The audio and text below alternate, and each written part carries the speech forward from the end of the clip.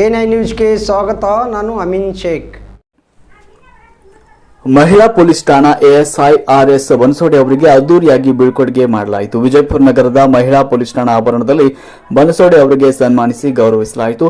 ಈ ವೇಳೆ CPI Srishail ಬೈಗೊಂಡ, PSI Saraswati, ಎಎಸ್ಐಗಳಾದ ಕೇಶವಾಪುರ್ jagirdar, ಸಿಬ್ಬಂದಿಗಳಾದ ತಿಲ್ಲ Kattimani, Mulla, Raghu, Santosh ಸೇರಿದಂತೆ ಸಿಬ್ಬಂದಿಗಳು ಈ ಸಂದರ್ಭದಲ್ಲಿ ಉಪಸ್ಥಿತರಿದ್ದರು.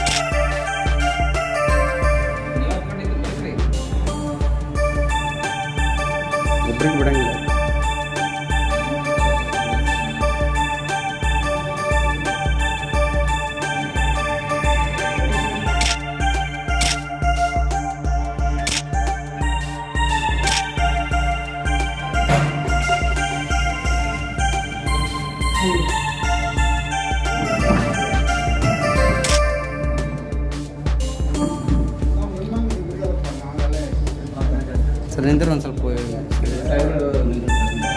ಸರ್ ನಿಂತಿರು ಗೌಡ್ರ